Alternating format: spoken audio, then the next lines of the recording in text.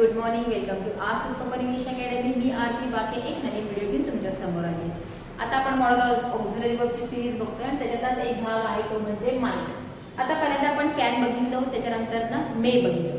दोन्हीमध्ये ज्या गोष्टी शिकल्या त्याच गोष्टी आपण माइटमध्ये शिकणार आहे. बट हे काय आहे, मे पेक्षा सुद्धा थोडंसं काय आहे, फॉर्मल आहे.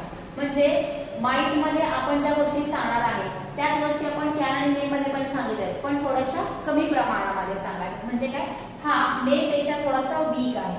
मे मध्ये कसं होतं, पोलाइट होता, रिस्पेक्ट देण्यासाठी वापरत होतो, परमिशनसाठी, रिक्वेस्टसाठी वापरत होतो. त्याच्यामध्ये 50% चान्सेस होते मे मध्ये की ही होण्याची शक्यता किती आहे, 50%. पण जेव्हा आपण माइटचा वापर करणार तेव्हा 30 ते 40% काय आहे त्याच्यामध्ये शक्यता असणार आहे. ॲज युजल वाक्याची सुरुवात सब्जेक्टने होणार आहे, त्याच्यानंतर येणार आहे माइट हा model object base form of the verb परत इथे यूज करायचा आहे. अगेन ऑब्जेक्ट किंवा कॉम्प्लिमेंट येणार आहे. अर्थ काय आहे तर कदाचित करेन किंवा कदाचित करू शकतो या अर्थाने.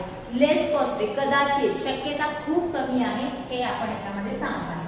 The first use of might is less possibility, कमी शक्यता आहे खूप, ते सांगण्यासाठी. जसं की इट माइट रेन टुडे, आज कदाचित पाऊस पडेल. कदाचित, शक्यता काय आहे, कमीची आहे.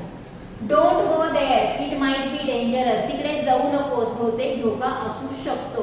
कमीच आहे पण धोका असण्याचे काय आहे, चान्सेस आहेत.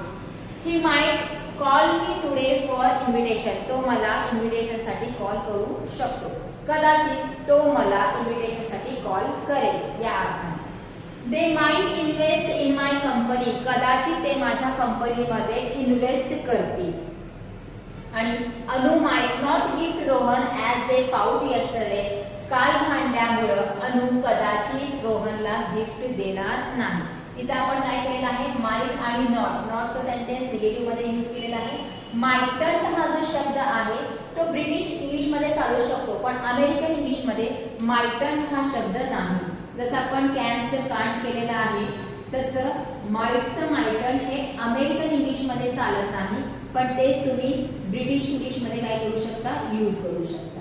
आणि ब्रिटिश इंग्लिश मध्ये ह्याला थोडंसं काय आहे, जागा आहे, वजन आहे माइट या शब्दाला. कसा तर आपण मे आणि कॅनचा वापर कसं परमिशनसाठी आणि रिक्वेस्टसाठी केलो, तसा माइटचा सुद्धा वापर केला जातो, पण फक्त तो ब्रिटिशमध्ये.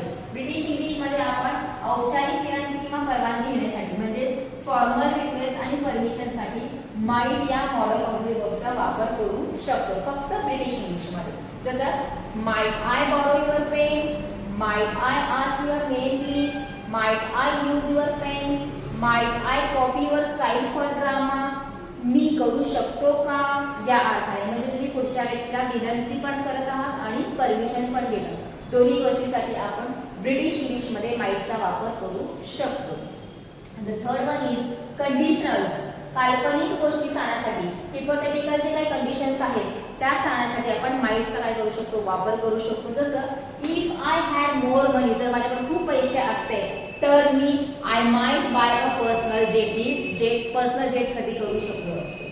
If I won the lottery I might buy a car. Again काय आहे, कल्पना. मी जर लॉटरी जिंकलो असतो तर, मी जर स्वर्गात गेले असते तर, मी जर माझ्या पप्पांचं ऐकले असते तर, हे सगळे काय काल्पनिक गोष्टी. पुढच्या सेंटेन्स मध्ये म्हणजे पहिल्या कंडिशन मध्ये आपण काय करतोय की एक इमॅजिनरी गोष्ट यूज करतो, आणि दुसऱ्या वाक्यामध्ये आपण इथं काय यूज करणार आहे, माइट हा शब्द यूज करणार आहे. If she is serious about her work she might not get fired, जर तिच्या कामाबद्दल सिरियस असेल तर तिला कामावरून काढलं जाणार नाही. I might travel by car if the weather is clear, जर वातावरण किंवा ॲटमॉस्फिअर जर क्लिअर असेल, हवामान जर क्लिअर असेल तर मी कदाचित कारने काय करेन, प्रवास करू शकेन किंवा कदाचित मी प्रवास करेन. म्हणजे सगळ्यामध्ये पॉसिबिलिटीज कमीच आहे. मे काय आहे आणि माइट काय, दोघांमध्ये फरक काय आहे तर मे पेक्षा कमी शक्यता आपण माइटमध्ये सांगतो, आणि माइट हा जास्त करून ब्रिटिश इंग्लिशमध्ये वापरला जातो रिक्वेस्ट आणि परमिशन घेण्यासाठी. माइटंट हा शब्द फक्त ब्रिटिश इंग्लिशमध्ये आहे, माइटंट हा शब्द अमेरिकन इंग्लिशमध्ये नाही. So this is for today. साईडला होते, स्क्रीनशॉट काढून घ्या आणि आपण दररोज बोलत असताना माइट या मॉडेल ऑक्झिलरी वर्बचा वापर कसा करू शकतो याच्याकडे थोडंसं लक्ष द्या, त्याची प्रॅक्टिस करा. थँक्यू.